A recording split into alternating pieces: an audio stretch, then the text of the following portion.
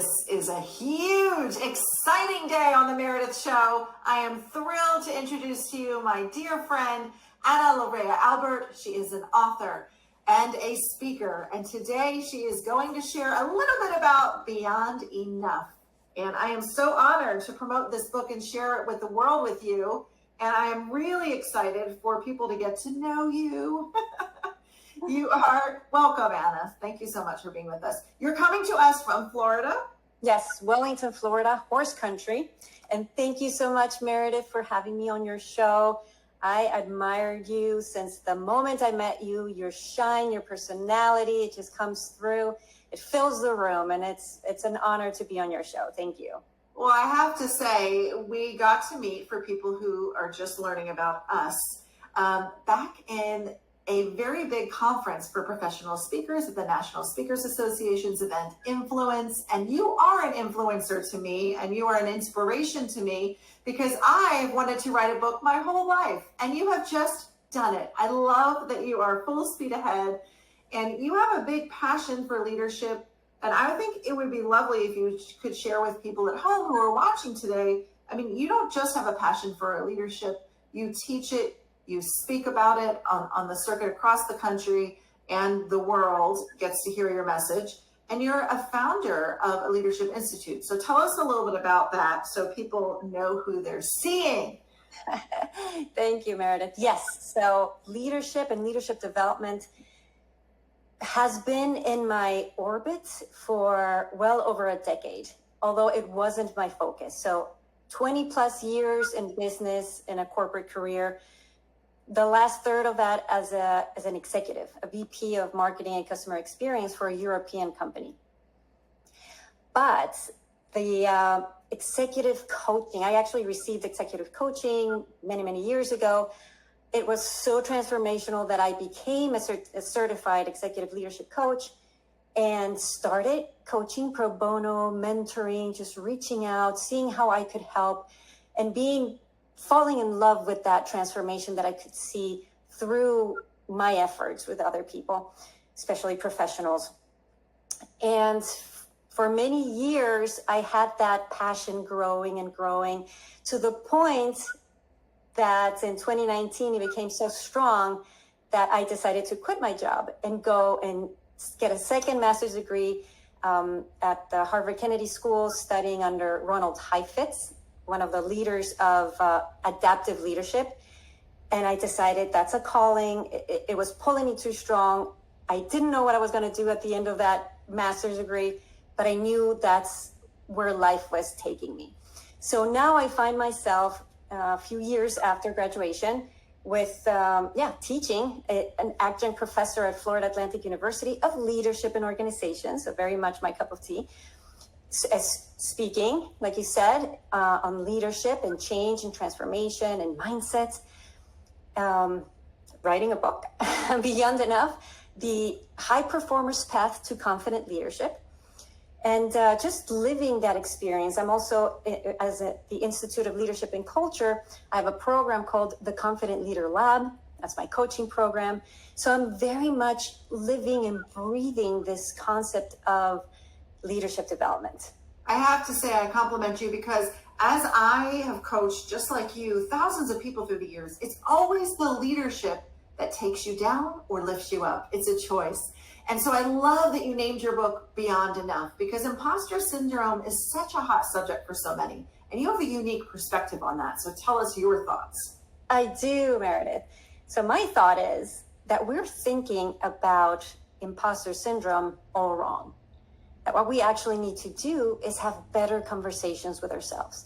So I'm going to say the main three messages that I want to share with the book are just starting with self-compassion, right? Especially for us, like you as well, Meredith, high performers with perfectionist tendencies. We tend to create these enormous expectations that sometimes are crushing. And if we don't reach what we were looking to reach, the goals that we were looking to accomplish, we tend to stop feeling adequate. Or we have those moments of, what am I doing? Who do I think I am? Looking dreaming this big. So starting with that self-compassion of saying we're human and we can accomplish plenty, but looking at ourselves with that, just, that connection to ourselves, just being okay with who we are. The other message is self-awareness. And across the board, so emotional self-awareness, if you think about emotional intelligence, the awareness, the regulation of those emotions, and then how you can manage relationships when you become aware of other people's emotions, awareness of our mindsets, even our physical awareness, Meredith. How many times have we felt hangry and all the time? And many of our relationships, even with ourselves, have not been the way we wanted them to be, just because of where we were before or after feeding ourselves or our meal, right? There's actually a very cool study about that called the hungry judge effect. That, and the third message is that there's a promise of change. So looking at neuroscience and neuroplasticity, the power that we have in our brains to develop, I think it allows us, it empowers us, it gives us agency to make the changes we want to make to get to where we want to go. So it's really those three things that encompass what I want to get through with this book. I love it. And I have to tell people at home, we work together because we're also fellow speakers that have similar tracks of I would say, inspiration and aspiration. And what I love to share is you not only practice what you preach, as you said. Like, I can give an example. I was a little freaked and stretched over giving one of the longest keynotes I've ever done. And what I love so very much is I literally consulted with a ton of professional speaker friends. And you were the one who said, I think you're looking at this wrong. Perspective is everything. You said, you have an abundant amount of time. Like, you can do multiple exercises. And I love the interactive opportunities that you allowed me to see when I totally shifted my perspective. And it was literally so much fun. And I thank you for reminding me, we all have our moments. And it really speaks into what I just said. We take ourselves down. Like, who am I to fill 2.5 hours? Like, how is that going to work? It felt heavy for a minute. And then when I did it, I was like, whoa, we're out of time. That's it. Because I had to shift myself. But that's the gift, I think, that you give in this book.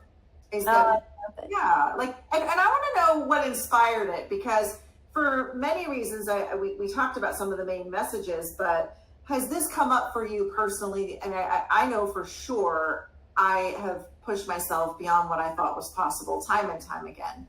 And it's with the help of friends, but it takes confidence, and even finding your confidence, right? Yeah, absolutely. And for sure, one of the reasons I actually like this message very much, that your test is your testament, or your mess is your message. I can speak of this because of the struggles that I've had with confidence in leadership. So I'm living my truth, I'm living my message, and I am actually using all of the tools and the frameworks every time I'm facing these questions. I like to call them questionable questions instead of self-doubt or inner critic or negative self-talk, because I want to remove that negativity, that load, that what we're doing is wrong and that we should feel bad about coming up with these questions. And it's really, like I mentioned at the beginning, we just need to have better conversations. And how do we reframe them? So in a similar way as the exercise you just mentioned, how do we change the perspective of that question that we're asking ourselves? So in my case, I am going through that since I started writing this book, which is back in November, thinking, who could possibly want to read what I'm writing, right? And I know logically it doesn't make sense, but that's something that's coming up.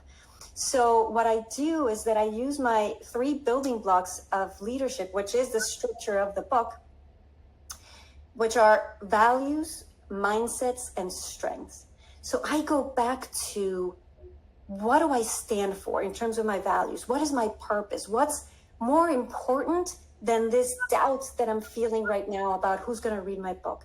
More important to me is that this book, this message will reach that one person, one individual on the other side of this exercise. And it will be what they needed to hear at that moment to gain confidence in themselves. So when I think about that other person with a smile on their face, or just their eyes or their expression of, that's exactly what I needed at this moment, kind of like what we experienced in our exercise. Yes. That's my purpose. That's what's grounding me when I have these questions. And then I think about the mindset, and something really, my favorite mindset analogy is the fly and the bee, right? So my question is always, are you, let's say the mindset of a fly, but I like to make it a little more personal. Are you a fly who, no matter how beautiful the environment is, the garden, all the flowers, sunny day, always manages to find, let's call it the excrement? Or do you have the mindset, or are you a bee who, no matter how barren a place is or how doomy and gloomy a day is, always manages to find a flower and do what they got to do to come back to the hive, produce the most delicious honey? So that's what I try to catch myself on. That kind of question feels like a fly kind of question, right? I'm on fly mode. How do I switch into bee mode? How do I switch my perspective to make sure that what is going through, what I'm doing, has this purpose? And then when I think about the third building block, which is the strengths, I go back to, I know what my strengths are. I've done over a decade of assessments, and I'm a scholar of self-knowledge and self-introspection and just figuring myself out, of self-awareness. And with that, I know I have my top 5 strengths in my back pocket. And I think, okay, so how can I apply what I know I'm really good at in order to move me from this inner doubt into inspired action, into keeping on, doing the other 1,000 words that I need to do for this week, doing marketing, speaking about the book, whatever are the things that are coming up that are a little uncomfortable. I have this very aligned base to move me towards that action. I love it. And at the end of the day, this is the conversation. These are the conversations we need to have in order to level up, to be our personal best. And you know what I love to say, what you're reminding me of is, I really believe, it is in my heart, that if you have a gift or a story or a message and you're keeping it to yourself, you're actually being selfish. So I love this honest moment of discussion, like as you write a book, and it's probably what stopped me for all these years from putting it out there, like, and I also have a perfectionist thing, which I know you have as well. And that can take us down too. Like, I can't do it unless it's going to be amazing, and so we get ourselves whipped up into a frenzy. But I love that you have... That's like fly mode. What did you call it? The fly mode. Thank you. Yes. But we get to be bees, and look at the flowers around me here. I actually have a next to me, and we got to find them. And thank you. And I love that you're a stand for that. And it makes you not only really, really, really lovable, not just likable from the reader's perspective, but I also think it's such a gift. And so what do you think, and we can close it out with the third message, there are several takeaways, but for you, what really drives it home in the book for people? And what do you think if they get, let's just say, one thing out of it more than the rest? Is it a call for courage and confidence? Tell me. Yes. Courage, for sure. I'm going to also say, really, just being, a little bit like I said before, being a scholar of yourself. Dedicating the time, gifting yourself time for introspection and figuring yourself out. Of course, there will be moments when you have to act because you don't have time to think about it and you need to take a decision. But as much as you can, learning about yourself and understanding what your values are, what your mindsets are they serving you? What can you do? You know that with neuroplasticity and the power of our brains to change, you can change. You have that agency. How can you make sure that your values, your mindset, your strengths are serving you, are helping you move forward? So with that knowledge about yourself, that never ends, that should continue, for the rest of your life. And that's the beauty of it, right? Yes. And we get to change our brain and improve and like you say, level up for the rest of our lives. And just being so curious about yourself so that you know what you stand for, this solid base, you have this solid base of aligned values, mindset, and strengths, that you know that no matter what the result is of your action, you come from a place of understanding and confidence. I love it. And aligned values and strength, I think, just as you were talking, can make somebody unstoppable, right? It's because if we're agreeing that we are the ones that take ourselves down, that if we're working on ourselves and we're continuing to be curious and not judgmental. I love that you brought that up. It's one of my favorite principles in leadership, because I think if we're being honest today, a lot of people judging themselves, judging others. What would it look like to let that go, throw it out the door, and just be curious? Like when somebody, even in a leadership role, isn't doing well, I don't judge them. I wonder what's going on in their lives. What could be coming up that might be taking them down? And those are the leadership curious moments, and giving people the benefit of the doubt. And then what is it about me that's so focused on what they are doing right or wrong? Right? Exactly. Bringing it back to us for those conversations. And I have to say, writing a book is no small undertaking. If you have a piece of advice for anybody, because you have been so committed, I have been amazed. And I've just put the link that people can go not only to read about your amazing background and your passion for leadership more on your website, but they can get the book. And Beyond Enough this is what we're here to share with everybody. You can't just say, I want to level up my leadership, done. There's no button we press to activate. It's a work in progress. So what an amazing book and gift for everybody that you put together. Thank you so much, Meredith. Yes. And I want this to be that, message of self-awareness. And like you said, when you know yourself, you get to open up, like it's a curtain that you can see others. And then you can start realizing exactly what you said. What could be behind that reaction or that behavior in my team? And understanding that with compassion to yourself, you get to have that compassion to others as well. And everything that I spoke about is transferable, maps completely to teams. So when your team has a very clear understanding what the values of the team are, what mindsets do you promise or do you commit to showing up in every project, in every conversation, right? And that when you know the strengths of the team, and when that's aligned with the goals of the company, the team is unstoppable. I love it. Well, we can't get better than unstoppable, so we better get beyond enough.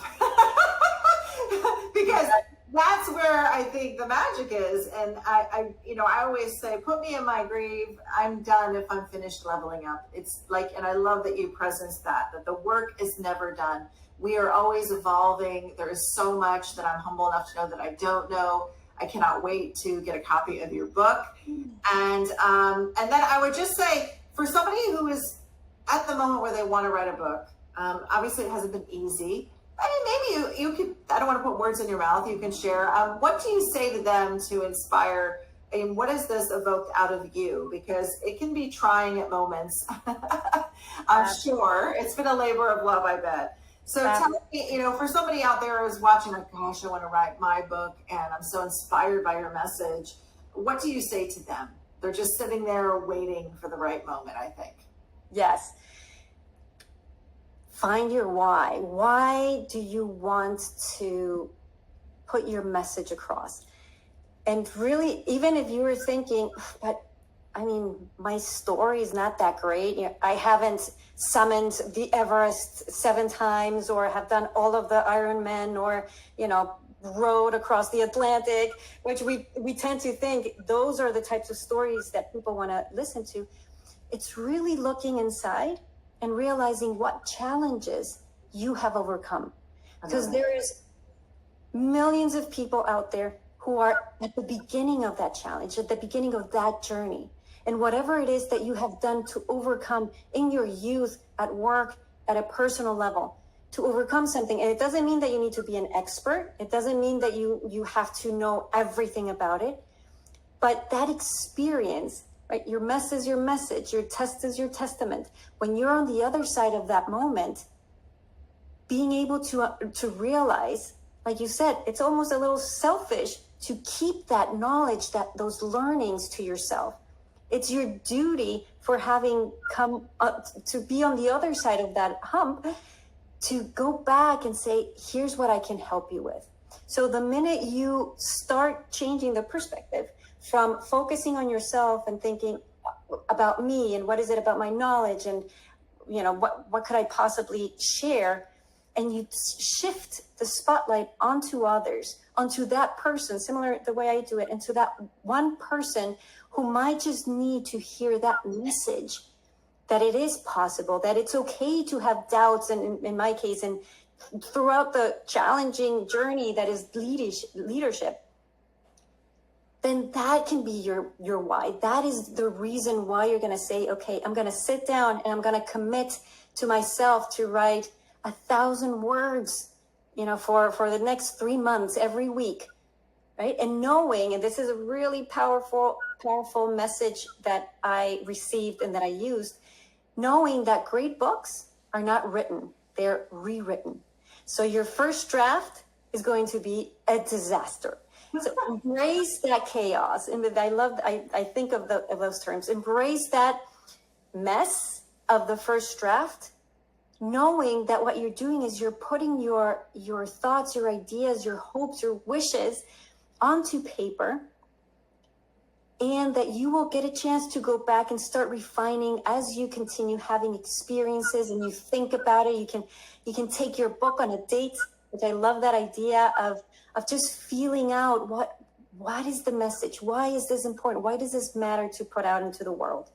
But truly start with that self-compassion of, you don't have to have a perfect New York bestseller book out there. Great if it happens, but watch your expectations. Remember, we talked about those crushing expectations of the perfectionists. Yes. Just say, what's important about it? Why does it matter that my message, this overcoming of this challenge, reaches somebody else who really needs it? I love that. And I have to say, I can't even count how many times I always survey my audiences. And I know you and I have talked about this a little bit. And inevitably, the favorite parts, like 99.9% of the time, is when I share adversity and the mistakes that I've made in my lives. And I always say my mistakes have been turned out to be my gifts, because there's a lesson in every single one of them, or the fortune and the failure, any way you want to look at it. So I love your humble approach, and what really I hear you saying between the lines, which is super inspiring, which is why you shine in everything that you do, is that you don't need to be ready to be ready. You just need to get started, you know, and you can take yourself out of the game if you wait for the right circumstance or the right opportunity, and so on and so on. But if you have an amazing story that you can share, that you've overcome adversity, and this is the final thing I'll say, because I love it when somebody shared it with me once, is that you've overcome your worst day 100% of the time. 100% success rate that you have overcome it. So you wouldn't be here alive if you haven't, no matter what horrific thing it is, right? So you get to be a stand, as you said, for those who are just at the beginning of that nightmare. And if you've made it through, shame on you for not sharing. I think that would be an awesome book, right? Love it. Yeah, and I really want to say there is so much that resonated with me that you shared today. And I think it is a huge gift to the world to remind people that you're not only beyond enough, that there is a framework that you put together in the book that really helps people if they're feeling lost. Let's face it, there are so many people, even if it's for a moment or for a long season that you're in, that have felt that not even the not enoughness, but as you said, a more gentle conversation, just wishing and wanting for more, and maybe not knowing how to get there. And so I really want to applaud you for making your dream come true, for getting the book out, I want to make sure you know, and please make a note that Anna spells her name with one N. So when you log onto her website, we have it on the screen there, Larrea-Albert.com. You make sure you type it in correctly. I cannot wait to get my copy. I hope you will invite me to a book launch party. I understand it's going to be in Florida at some point. Yes? Yes. So we have a virtual and an in-person. You're absolutely invited. And of course, if anybody buys we're pre-selling the book right now. So it's meant to be published end of the year. Right now, if you jump on board, I have bundles that include the invitation, a ticket to the launch party. Yay! You get to be part of my author community, where I actually go through and kind of have a behind the scenes of what this process is about. You get to see some excerpts ahead of time, even be part of the cover conversation, because this is right now what's out there is just something that I did on Canva, but there will be professionals working on the cover, and you're invited to help me with that as well. So Okay. I really wanted to be an hour book. It's because I was so inspired by my MBA students when I saw myself reflected in them, in the same questions. And it really didn't matter how many years of experience they had, whether they were in their 20s or their 50s. It was such a universal story that I figured, okay, I think it's time. I've validated my concept. Every time that I coach somebody, what I'm doing, the tools that I'm using, my mindset shifts, they're working. So let's put this out there for everybody to take advantage of. I love that. And I love that if you catch this early enough, we can't promise that deal's not going to be on the table for forever, but if you catch it early enough, there are a lot of wonderful bonuses. Thank you for walking us through some of them. And you can see more details on Larrea-Albert.com. And I can't wait to see you at your book launch. I can't wait. It's just an honor to promote this and share your message with the world. And I have to say that Anna is going to be out there not only sharing her book, but she's available for speaking opportunities. She's an amazing keynote speaker as well as workshop facilitator. And it's just an honor to have you on the show. You certainly have a ton of courage and you have an extraordinary shine. And I just wish I could reach out and hug you through the TV, but we can't do that today. So thanks so much for watching. And thank you again, Anna, for really putting your heart and soul into the book and making time to be on the Meredith TV show today. I love it. Thank you, Meredith. Have a great one. Okay, love you back. Bye.